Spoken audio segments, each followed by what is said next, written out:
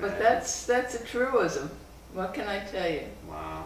But your dad was really, he was an ambassador for Grossingers because he did so much work for, what was it, Buns? Israel Bonds. And that's right. also the ambulances. And later, that's And right. he would talk about Grossingers wherever he went.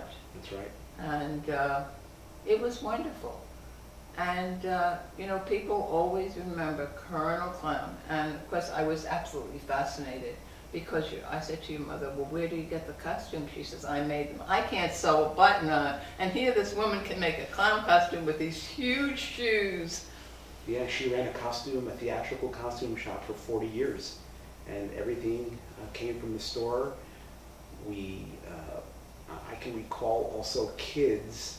We would not only do a clown show, we would put clown makeup on the kids. We would blow balloon animals for the kids. Oh, yeah, and you would see kids all around the hotel with these balloon Oh my animals. God, they loved the Yeah. balloon animals. Yeah, And yeah, I remember one particular time Mitchell was sick and they came up to the house and brought him balloons and told him what had happened, and it was just so, I mean, completely unsolicited.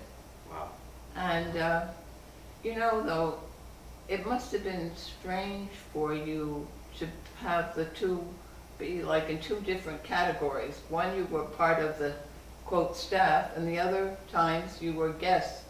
And did that make you feel strange, or you felt like you were home and it really didn't matter? Yeah, I think one of the things I think my dad always made sure of was that I had to be on my best behavior because I was not just a guest, but he always said, look, you are an ambassador here of you know, you are part of the staff, and even though you're not working and you may think you're a guest, you're really still part of the staff. And as he used to say, you have to sei a Mensch. Yeah. You have to be a Mensch. You gotta, which means you really have to be a gentleman. That's right. Or a lady. That's right. And of course, you know, that's how I grew up. I mean, when I did go to the hotel when I was a kid, which was not very frequent, I was told that I had to be a perfect young lady. I couldn't do it for the other kids ran wild. I couldn't run wild. Yeah. And it's interesting though. And as we sit here, and I think back of all the years, and I guess we go back to the very early 60s Sure. with your family. Sure. Before you were there. That's right. That's right. Before you were there. And I remember, you know, your brothers, and I remember Adele so vividly. Mm-hmm. And it's so nice to be able to have a time like this when you can go back and think and see what people did. And there's none of the encumbrances, this one being jealous of the other one because they've got more time on the program and things like that.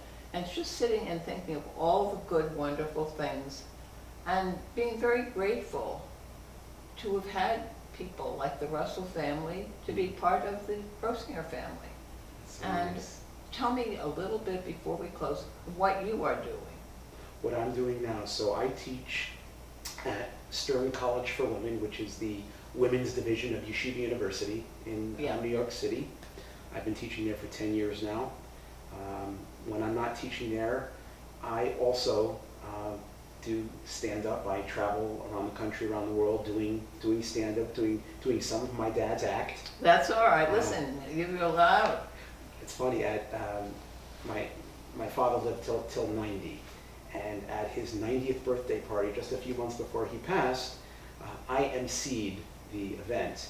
And after the event, my brother Carl said to me, I asked him how I did. He said, it's the second best that I've heard Dad's act. So. Well, listen, I mean, you did your father's act. Milton Berle's mother used to sit in the front row in the playhouse with a steno pad and write all the material down. So if it was good enough for Sandra Berle, it sure enough was for the Russell family. And you mentioned Milton Berle. I'll just say this also, that in the 90s, before Milton passed away, you know, him and my father were friendly. And I worked a place in California called the Laguna Niguel. Mm-hmm. It's between LA and San Diego.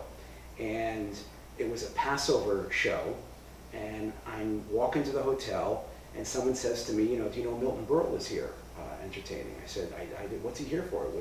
It had something to do with the Cigar Association of America. Oh, he was a big cigar smoker. And so let me go to him because I knew that him and my dad were friends. And I said, Mr. Berle, my name's Robert Russell, and I'm Joey Russell's son. He said, you know, your father and I share the same birthday. They were both July 12th. Isn't that? They were both July 12th. And I said, Mr. Berle, I'm working a Passover crowd upstairs. Do you have an opening line for me?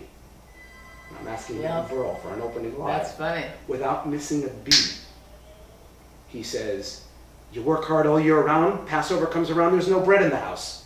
That was Milton's line. So, that was great.